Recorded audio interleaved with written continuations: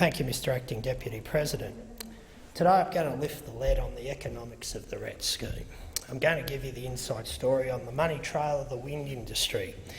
This is the story that neither side in this place, nor the Greens with their wind industry fundamentalism, wants you to hear. The subsidy for the renewable electricity legislated, the REE Act 2000, is paid for by electricity consumers in their power bill. There is government modelling that discusses the effect of renewable energy on the wholesale price of electricity. The industry claims that the RET scheme reduces the wholesale price of electricity, which it does as it creates an oversupply of the market. The modelling is based on this effect. This effect is irrelevant as the subsidy is paid by the consumer in the retail price of electricity. This price is agreed by the generator and the retailer in their power purchase agreement, or PPA. The industry claims that PPAs are commercial in confidence and say the myth of renewable energy lowering electricity prices is allowed to continue. In reality, the PPAs are setting the retail price of electricity generated by wind turbines at 3 times the price of fossil fuel generators. In one example of a PPA, the electricity retailer was buying wind energy at $32 above the wholesale market price, resulting in a payment of $40 million per year, more than it would otherwise have to have paid for electricity. This amount is added on to consumers' bills with a further retail's margin typically between 7 and 10%. This increase in the retail price of electricity could be as high to 200 to 300%. Grant King of Origin Energy, a very big player in this, said aspects of the RECs, such as the need to build thousands of megawatts of gas power to back up wind at the cost of billions, and expenditure on connecting wind farms to the grid will be a major factor in power price increases over the next decade. He then said it could be 200 to 300%, and this was brought Senator Boswell and Senate estimates on the 27th of May 2010.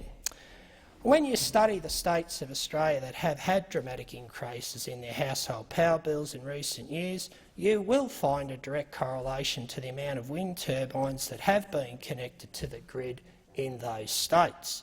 You will find the same correlation with European countries. No one in this great House will talk about the economic effect of this amendment, and I am one of the few senators that is in this position to do so. The coalition government finds itself in a conundrum. They have buckled under pressure from the wind industry to negotiate a deal with the ALP on the reduction of the target. This reduction will see up to 2,500, some say, new wind turbines built across prime agricultural land in Victoria, New South Wales, Queensland and South Australia. This is more than twice the amount of turbines that we are already have operating. This amendment is designed to give the financials some investment certainty, which the industry has been so desperate to provide, but at what risk? The financial risk is very significant, Mr Deputy President, and while some debt financiers will be sensible enough to recognise the regulatory risk involved in going forward with a technology, the safety of which has been questioned in a pilot study commissioned by PAC Hydro, I fear our Clean Energy Finance Corporation will not be one of them. The CFC was designed by the Labor government to increase investment in renewable technologies to the tune of $10 billion.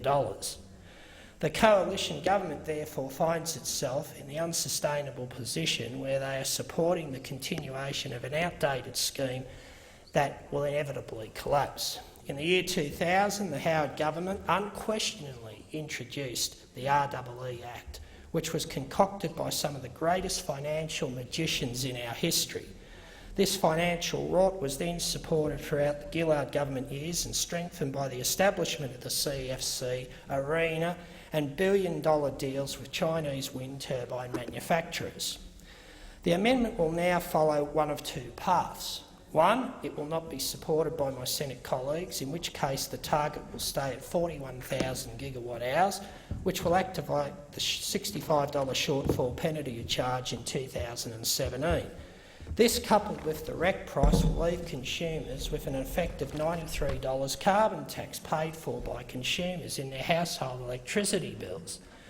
The electorate of Australia have already voted down a $28 carbon tax, so the threat is clear. The coalition government may lose the next election based on this amendment under the directive of the Minister for the Environment, or, option 2, the amendment will be supported by a majority of senators and will pass, thereby setting a new target of 31,000 gigawatt hours, a level which will see the construction of up to 2,500 new wind turbines, which will create such havoc in our electorates and rural environments that there will be widespread community outrage.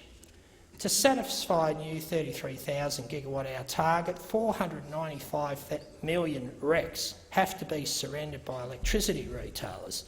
This will lead to a shortfall of 240 million RECs, as only 16,000 gigawatt hours will be available annually. Only 256 million RECs will be available to satisfy the LRET's remaining 495 million megawatt hour target set under this politically deceitful amendment. When the shortfall charge is triggered and the REC price goes up to $93, the total cost is added to power consumers' bills and will top $46 billion.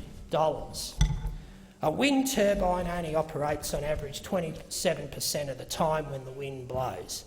There are 8,760 hours in a calendar year. Therefore, at 27%, a 3 megawatt turbine will generate $659,985 in subsidies per year. And if you use the industry's claimed 35% capacity factor, each turbine will generate $855,414 each year. That subsidy is paid annually until 2031. Each 3 megawatt turbine can generate a total of $13.5 million over the remaining life of the LRET scheme. The RET subsidy, including small-scale solar, has already added $9 billion to Australian power bills.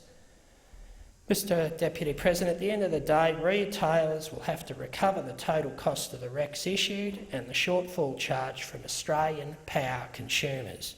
No matter if this amendment is supported or not, each and every Australian household will pay a $93 carbon tax equivalent in their power bills, increasing bills by up to possibly 300%.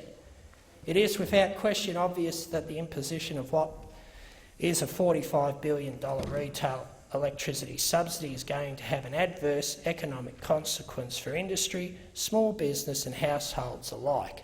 In my home state, 34,000 homes were disconnected from the electricity grid because they can no longer afford to pay their power bills. The imposition of the Coalition's electricity tax will naturally lead to tens of thousands of more families attempting to live without power, and the situation is mirrored in other states.